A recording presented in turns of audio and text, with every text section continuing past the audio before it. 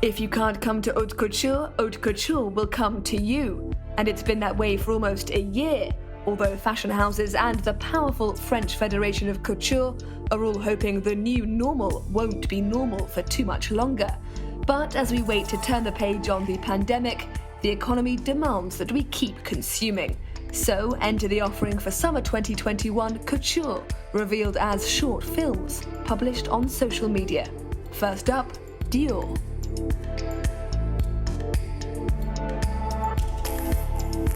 The collection in any case is a real collection this season because at the initial we hope to have a real show. Now we know that is not possible, so we present the collection with this beautiful film that I was very happy to make with Matteo Garrone. It's the second time that I work with him. I was super happy the first time because I think he's really a good director for film, couture film. He has this approach so artistic but also artisanal, and I think it's very important because couture, we are not to forget, is artisan work.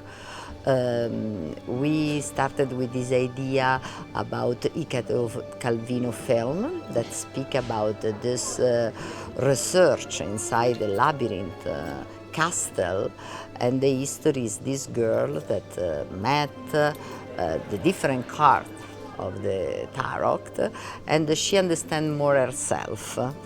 And also say that you are not to be worried about to discover more about your personality. To evoke a convincing atmosphere of mysticism, Dior's gone big. The film, Le Château du Tarot, or The Castle of Tarot, is of course advertising, but it's also a cinematic accomplishment. This new film, which I was asked to make by Maria Grazia Chiuri, stems from the idea of portraying the world of tarots through fashion and cinema. Maria Grazia's collection will in fact be centered around the world of tarots, a magical, esoteric and mysterious world. Every card represents an arcana, a step, a moment or a challenge that our protagonist must face in order to complete her journey. There will be an encounter between her feminine and masculine sides, a kind of fusion. And this is, in some extent, what Maria Grazia and I did with fashion and cinema, respectively. I guess we could say it's like a perfect marriage. Christian Dior was very superstitious. He often wore good luck charms, and they became a key part of his label. Tarot is an element very important in the history of Dior. He was obsessed with this magic world. I think probably because he lived during the Second War, so that's helped him to give hope for the future. In haute couture, there's the designer, and then there are the people who turn the dream into reality. Each of these dresses took over 1,000 hours to make. This is something that's really unique to haute couture, this encrusted lace.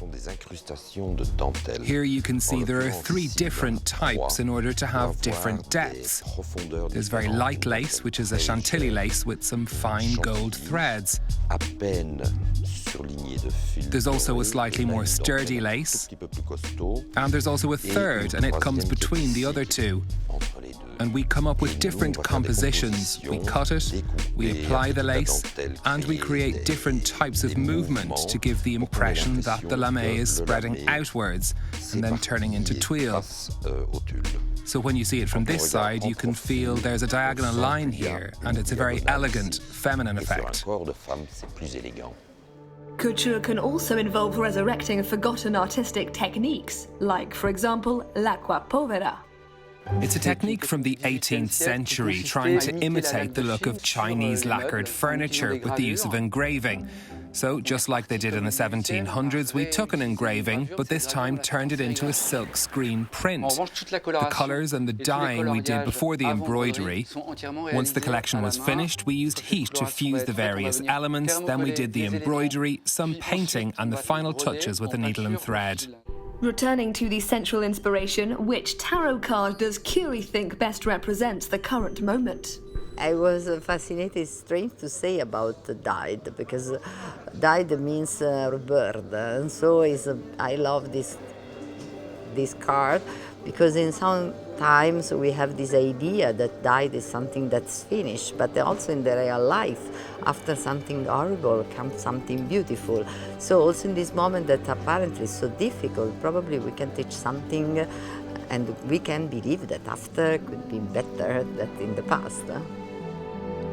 Dior's latest collection, just like Italo Calvino's The Castle of Crossed Destinies, invites us to see the world and ourselves with new eyes.